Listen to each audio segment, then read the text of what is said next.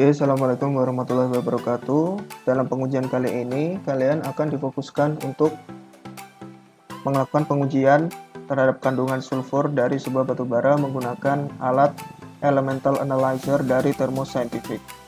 Untuk bahannya, kita memerlukan 3 bahan, yaitu standar coal, coal A, dan coal B.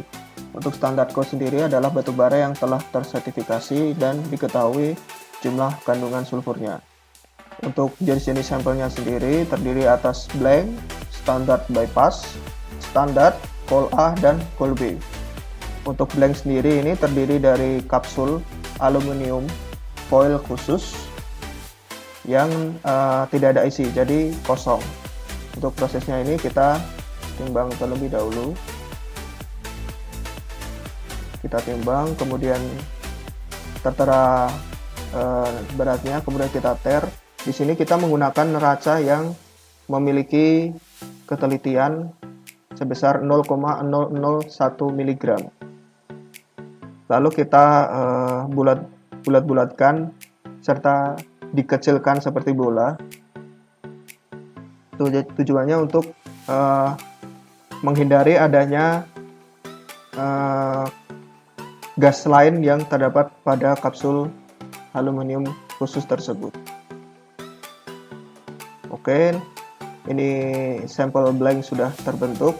Untuk sampel kedua yaitu standard bypass. Standard bypass itu terdiri dari kapsul aluminium foil ini, lalu diisi dengan sampel coal standar.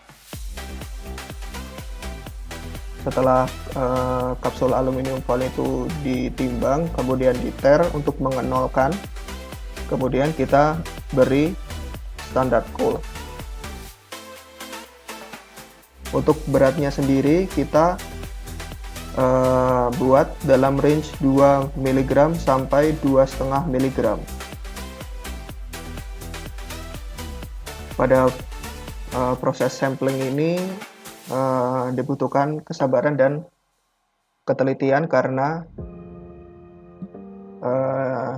dikarenakan jumlah sampel yang begitu kecil, jadinya kita harus sangat teliti dalam pengerjaannya. Ketika sudah 2,5 gram, di antara 2 sampai 2,5 mg, kita bentuk bola-bola seperti ini.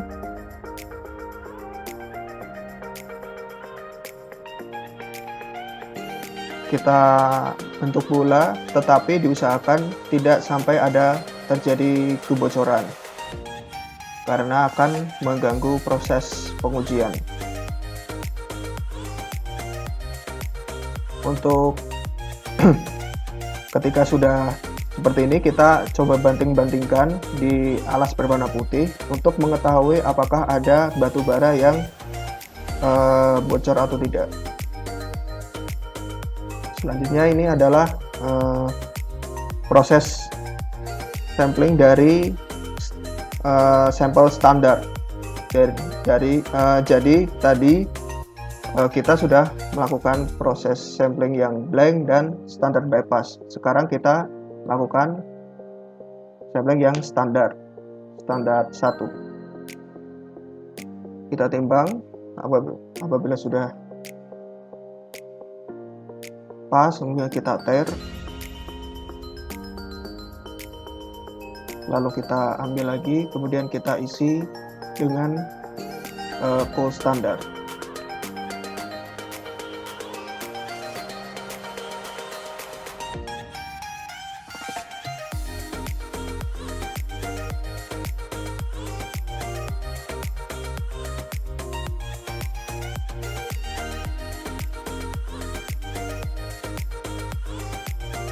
Kemudian kita timbang lagi. Pastikan bahwa berat batu bara yang kita masukkan antara 2 sampai 2,5 mg.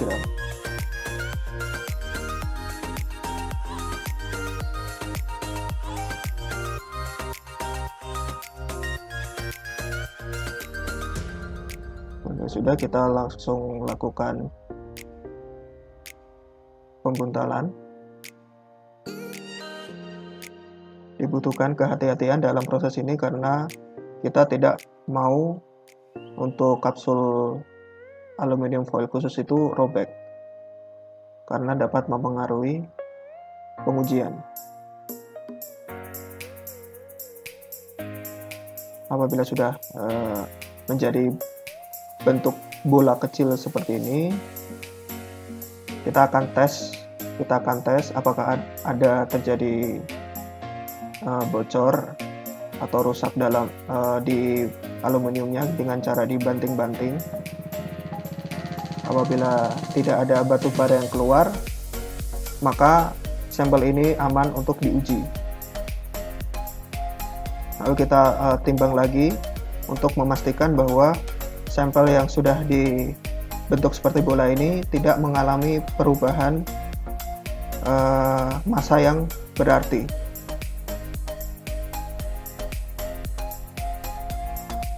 Tetap di range 2 mg hingga 2,5 mg.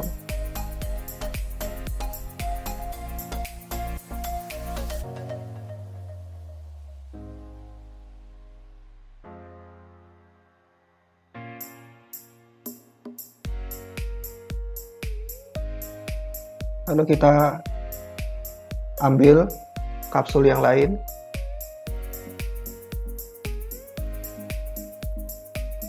Kita timbang, kemudian kita tare. Untuk neraca ini adalah neraca yang tidak bisa dimiliki oleh banyak lab, jadinya kita hanya dapat menguji alat ini hanya 3 hari saja.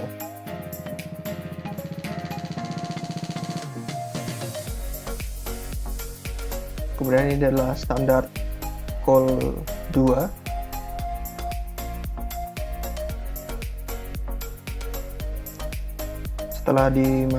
Setelah diberikan batu bara, kemudian ditimbang lagi, dilihat apakah range-nya benar dari 2 hingga 2,5 mg.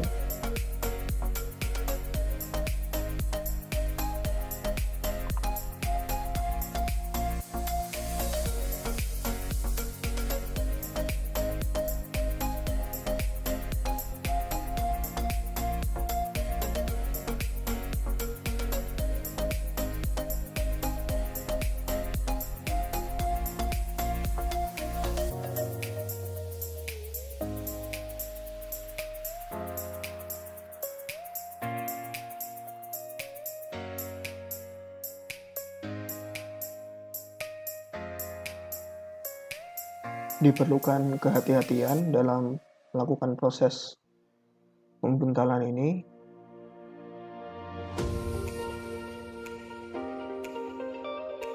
Kita tes dengan dijatuh-jatuhkan apakah ada batu bara yang keluar dari kapsulnya. Apabila tidak, kita timbang lagi untuk mengecek tidak ada atau tidak terjadi penyimpangan massa yang terlalu besar.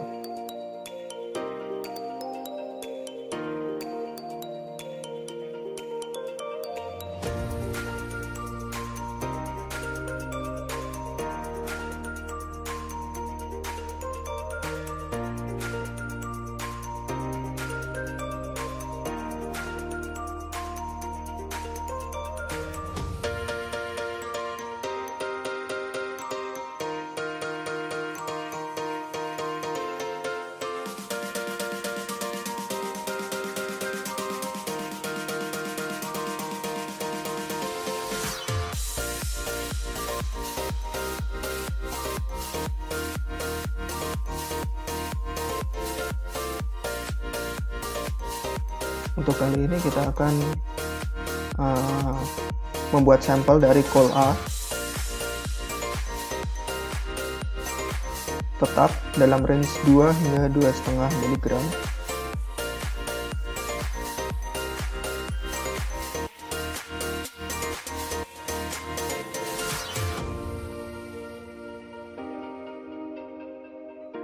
Lalu kita lakukan proses pembuntalan. Untuk sampel ini kita membutuhkan satu sampel blank, satu sampel standar bypass, 3 sampel coal standar, 3 sampel coal A, dan 3 sampel coal B.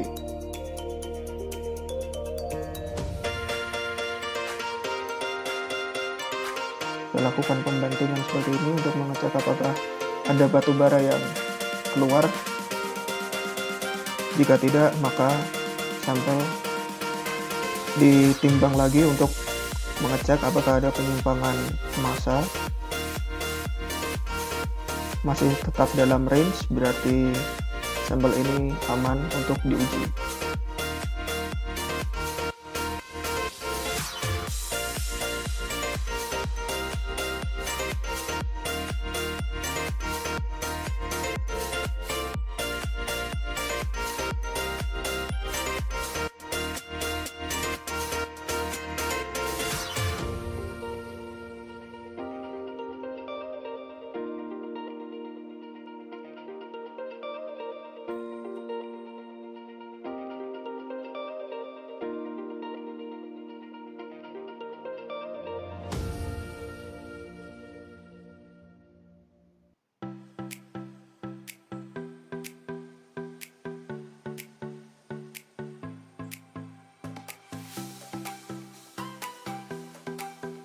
Untuk sekarang kita akan melakukan proses sampling dari coal B.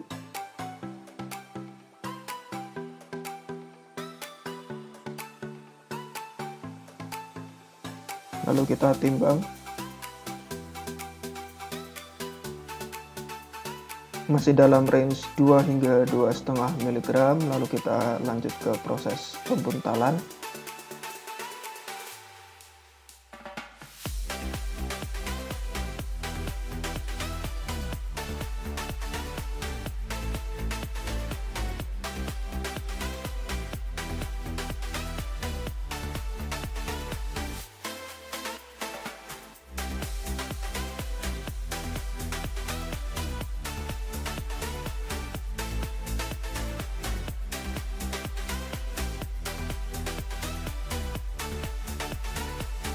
Diperlukan kehati-hatian dalam melaksanakan prosedur ini. Kita cek apakah ada batu bara yang keluar. Jika tidak, kita akan cek ulang massanya, apakah ada penyimpangan massa atau tidak.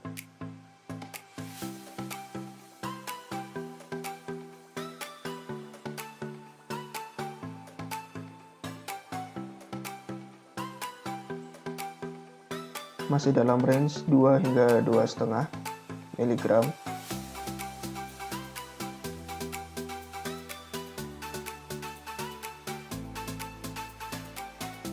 Oke, ketika semua sampel telah dibuat, ini adalah alat elemental analyzer dari Thermo Scientific. Kita akan memasuki prosedur memasukkan sampel ke dalam sampling di atas reaktor. Jadi yang pertama kita masukkan adalah blank, yang kedua adalah standar bypass, untuk yang kedua, ketiga, dan keempat ini adalah standar, coal standard. Lalu selanjutnya itu adalah 3 sampel coal A dan 3 sampel coal B. Nanti alat ini akan otomatis menjatuhkan sampel ke dalam reaktor ketika proses pengujiannya di dalam reaktor ini telah selesai. Jadi dalam sistem estafet seperti itu. Oke, bismillahirrahmanirrahim. Assalamualaikum warahmatullahi wabarakatuh. Oke, pada acara kali ini, di acara 3 kita akan membahas mengenai analisis ultimate. Analisis ultimate sendiri itu dimaksudkan kepada analisis dari karbon, hidrogen, nitrogen, dan sulfur pada sebuah batu bara. Di sini alat yang digunakan itu adalah flash mark dari Thermo Scientific.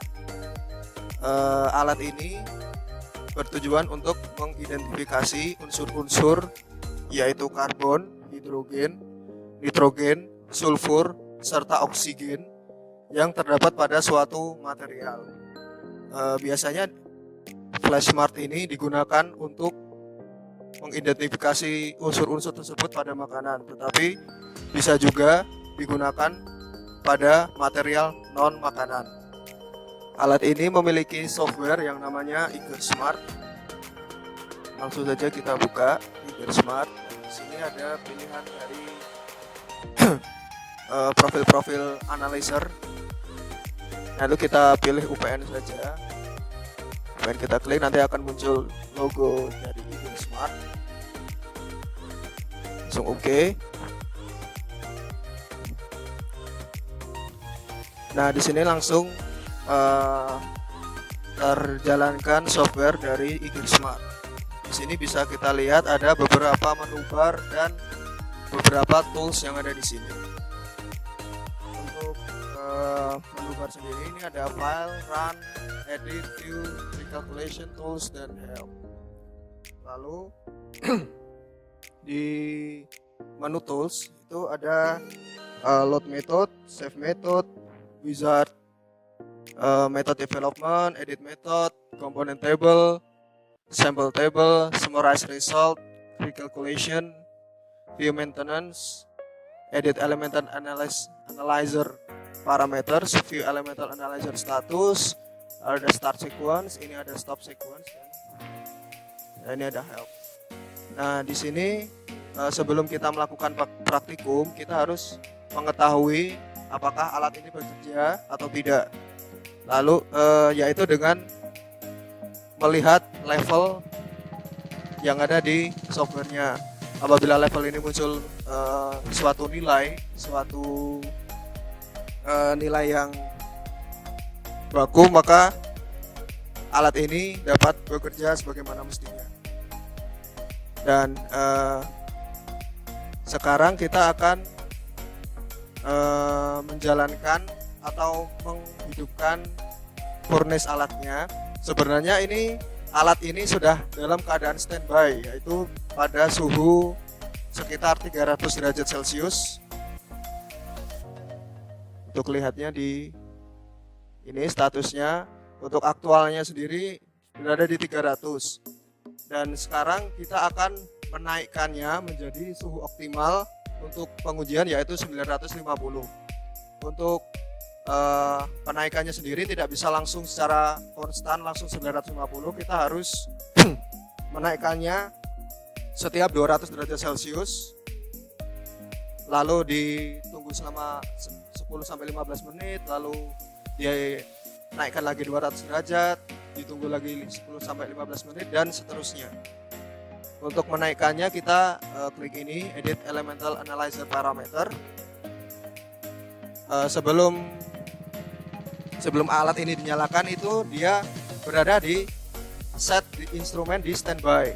Ini kita dihilangkan centangnya, kemudian kita set ke 600 saja ya, langsung aja kita send, kita oke.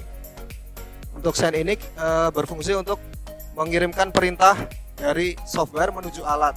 Jadi alat akan otomatis menaikkan suhunya menjadi nilai yang kita inputkan di sini, yaitu 600 derajat. Lalu kita tunggu saja. Lalu kita lihat di sini aktualnya suhunya ini akan bertahap naik menjadi nilai yang kita input tadi, yaitu 600 derajat. Setelah angkanya ini telah mencapai 600 derajat, maka kita harus mendiamkannya dulu selama 10-15 menit untuk penyesuaian. Oke, di sini bisa kita lihat suhunya sudah 600 derajat Celcius. Langsung kita naikkan lagi jadi 800.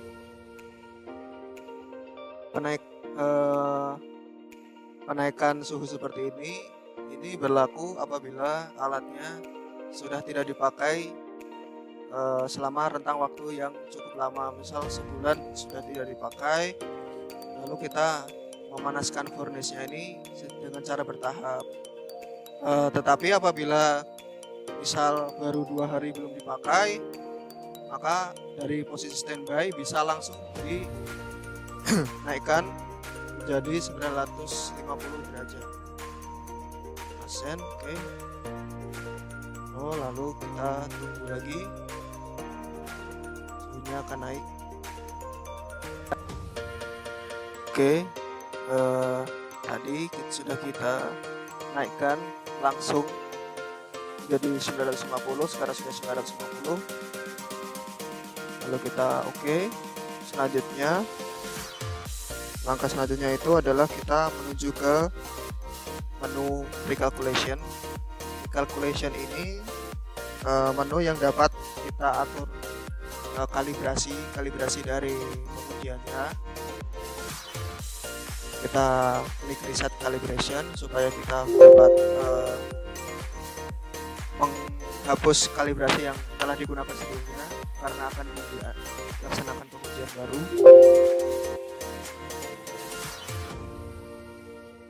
Oke, lalu kita klik edit, menu edit, lalu kita langsung ke sample table. Di sample table ini di sini bisa kita lihat ini terdapat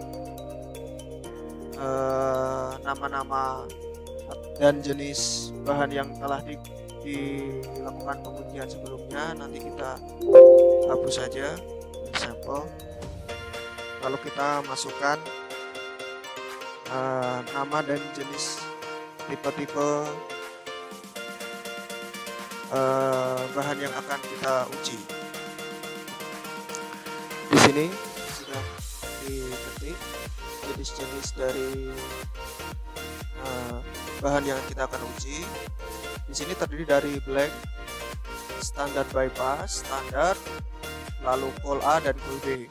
Di sini untuk blank sendiri ini berupa gulungan aluminium foil khusus yang tidak ada isi. Jadi kita memasukkan blank ini bertujuan untuk mengkondisikan alat sebelum dimasukkan sampelnya. Lalu untuk standar bypass sendiri ini berisi material standar yaitu lecosulfur. Di sini untuk bypass sendiri bertujuan untuk mengkondisikan reaktor terhadap sampel yang nanti akan dimasukkan supaya tidak terlalu melenceng nilai pengujiannya. Lalu di sini ada standar 1, 2 dan 3. Standar 1, 2 dan 3 ini kita ambil dari material lecosulfur. Lecosulfur sendiri adalah material yang telah tersertifikasi dengan mengandung kandungan sulfur sebanyak 2,17%. Lalu di sini ada call A dan call B. Call A dan call B ini kita belum tahu kandungan sulfurnya berapa persen kan karena ini call A dan call B ini berfungsi sebagai sampel, sedangkan standar ini berfungsi sebagai material standar atau material pembanding. Jadinya kita akan menguji sampel call A dan call B ini, lalu hasilnya nanti akan dibandingkan dengan standar ini, standar dari lecosulfur. Oke, langkah selanjutnya, lalu kita klik OK. Kita klik file, kemudian kita save metode yang kita input tadi ke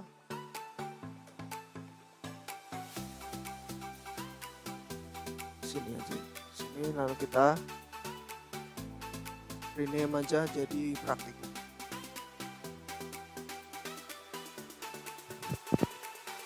Oke, langsung kita save. Kemudian langkah selanjutnya adalah kita ke menu edit, kemudian edit elemental analyzer parameter. Di sini kita akan mencocokkan temperatur, flow timing pada alat disesuaikan dengan aturan baku dari yang dikeluarkan oleh pihak termosaintifiknya. Untuk pengujian karbon, nitrogen dan sulfur atau CHNS, di sini flow timingnya untuk carrier-nya sendiri 140 ml per menit, oksigennya 250 ml per menit, dan reference-nya 100 ml per menit.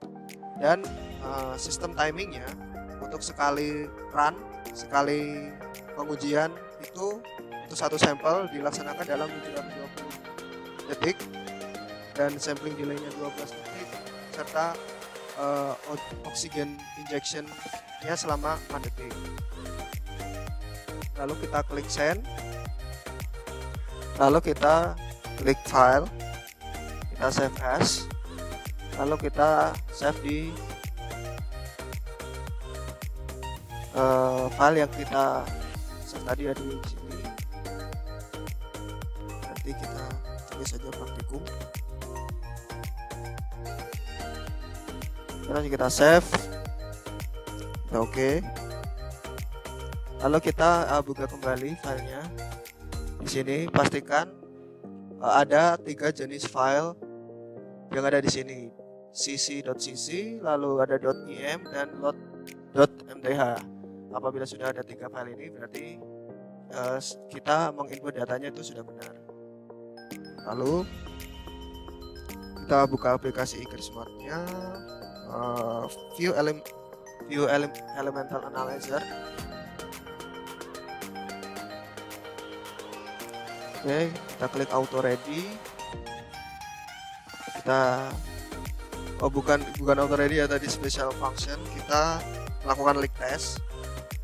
Leak test ini bertujuan untuk mengetahui apakah di dalam carrier flow dan reference flow apakah ada kebocoran. Kita klik start aja. Oke. Nanti acuannya apabila ada kebocoran atau tidak pada carrier flow dan reference flow, ini angkanya kurang dari 10 ml per menit. Apabila lebih dari 10 ml per menit maka kemungkinan akan terjadi kebocoran. Nah, di sini bisa kita lihat carrier flow dan reference flow-nya bernilai kurang dari 10 ml per menit. Lalu apabila salah satu atau kedua nilai ini lebih dari 10 ml per menit, maka harus dilakukan pengecekan pada sambungan-sambungan dari aliran flow-nya karena kemungkinan akan terjadi kebocoran. Lalu apabila sudah begini kita klik done, yes, lalu kita oke. Kemudian kita klik start sequence of samples. Nah, di sini kita harus mengecek MVC parametersnya, dari actual statusnya. Kita lihat di sini kalau gas yang kita gunakan ini helium dan channel yang kita pakai adalah yang kiri karena pengujian CHNS dan polarity-nya harus negatif. Oke, lalu kita lihat yang MVC sequence parameternya. Kita lihat channelnya sudah di kiri, lalu polarity-nya negatif, berarti sudah benar, lalu di OK. Kemudian kita klik start now. Start now ini berarti kita sudah akan memulai pengujian. Oke, di sini untuk memonitoring pengujiannya kita klik view, kemudian view sample acquired. Nah, di sini bisa kita lihat gini ada grafik yang dihasilkan oleh sampel atau standarnya tadi.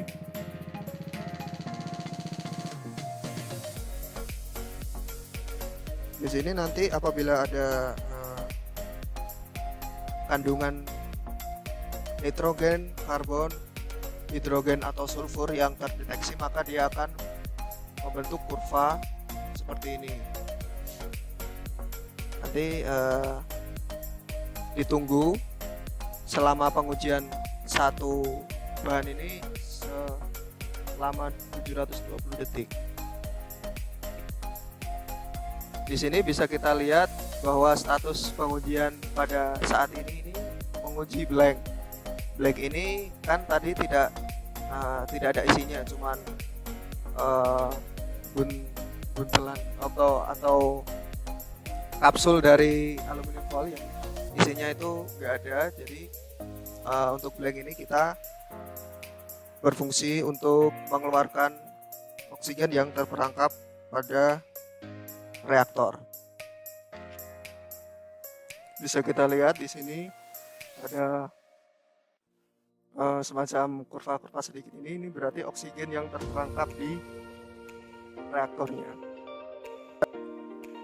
Di sini bisa kita lihat kita sampai pada pengujian standar 1. Dan pada grafik pengujian ini bisa kita lihat bahwa terdapat 4 grafik. Grafik 1, 2, 3 dan kecil ini 4.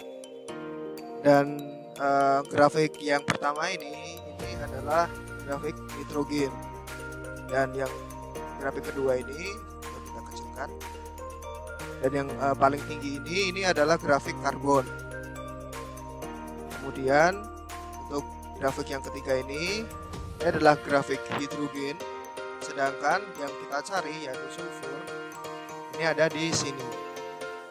Kenapa paling kecil? Karena ini adalah material standar. Material standar yang kita gunakan ini hanya memiliki kandungan sulfur sebesar 2,17%, sehingga di grafik pengujian ini dia sangat kecil sekali. Harus dibesarkan dulu apabila ingin melihat grafik sulfurnya, kurva sulfurnya. Oke, kita sampai ke sampel 4B. Di sini bisa dilihat kalau grafiknya ini bagus ya. Ini coba kita perbesar. Kita turunkan biar kelihatan. Nah, di sini baru terlihat grafik yang sangat kecil. Grafik sulfurnya kemungkinan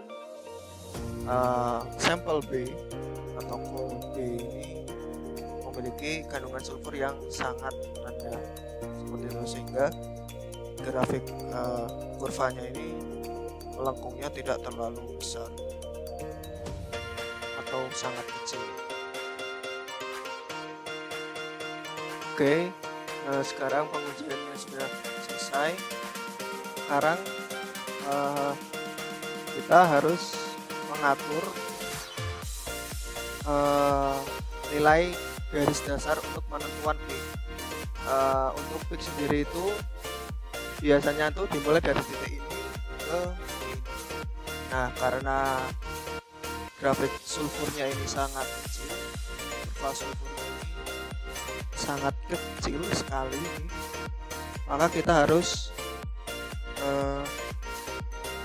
atur ketelitian dari garis dasar penentuan kurva peaknya supaya ketelitiannya itu menjadi sangat kecil.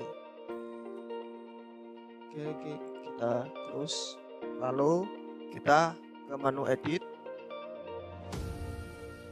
lalu ke edit method, lalu di sini ada yang namanya integration parameter. Integration parameter ini dia mengatur peaknya itu nanti akan dimunculkan seperti apa dari lebarnya, areanya, dan swing ratio-nya. Untuk peak lebarnya ini, peak width-nya ini kita atur 10 second, dan peak thresholdnya ini kita atur ke 0,1 supaya ketelitiannya ini semakin besar, sehingga kurva sulfur yang tadi sangat kecil sampai tidak terlihat itu diharapkan untuk terdeteksi. Untuk minimum areanya kita atur ke 3000 dan rasionya kita atur ke 8. Sebenarnya untuk peak threshold ini ada dua unsur yang biasanya peak thresholdnya itu kurang dari 1, yaitu hidrogen dan sulfur. Tetapi pada kurva tadi kita bisa lihat bahwa hidrogennya itu kurvanya cukup jelas, jadinya kita akan fokus ke sulfurnya saja. Oke, lalu kalau sudah diatur, kemudian kita tes integration. Nah, di sini kita bisa lihat bahwa ada beberapa peak.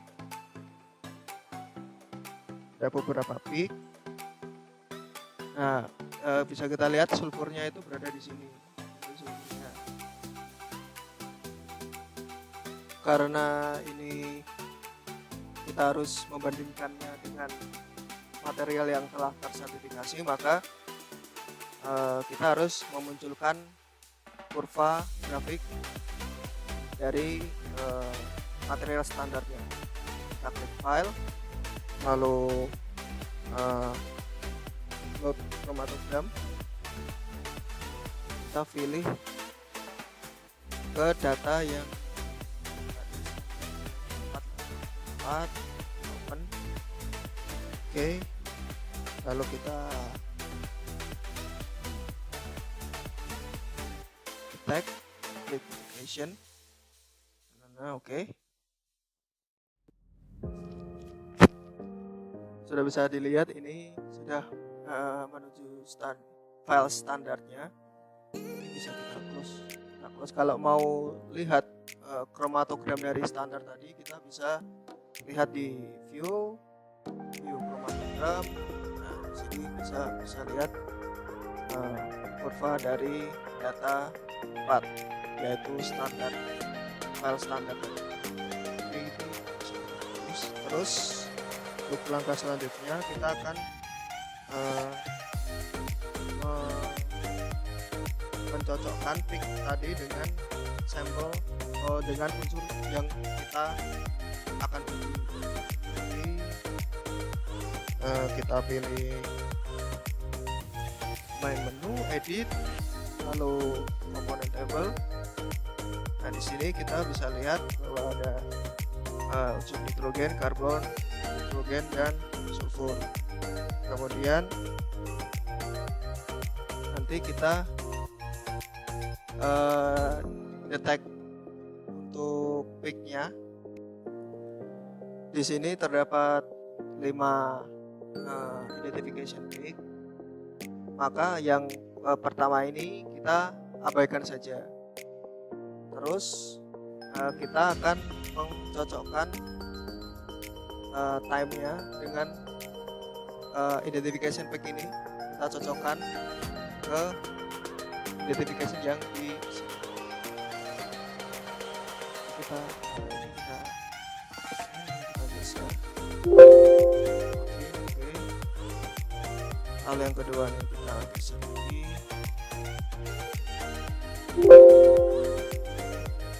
Yang keempat geser lagi. Kita samakan.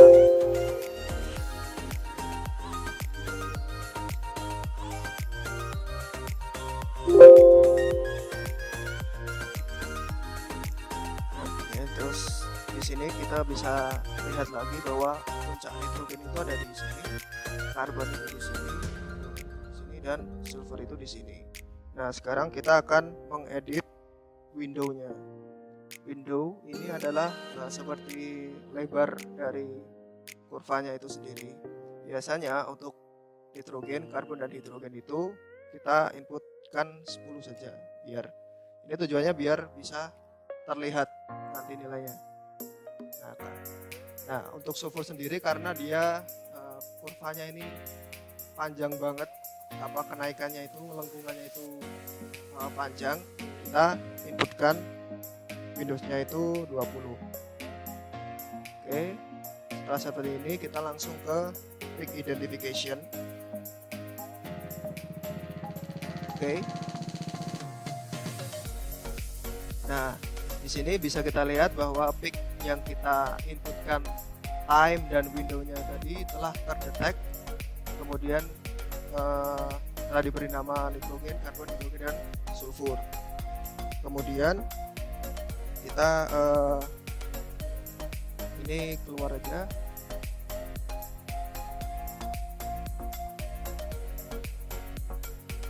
Lalu kita ke recalculation. Kita klik recalculation, kemudian centang yang reintegrate ini, lalu save after integration. Ini kita ini 11. Oh ya, ini 1 dan ini 11 karena kita menginput 11 sampel. Lalu kita oke. Nah, kemudian kita ke summarize.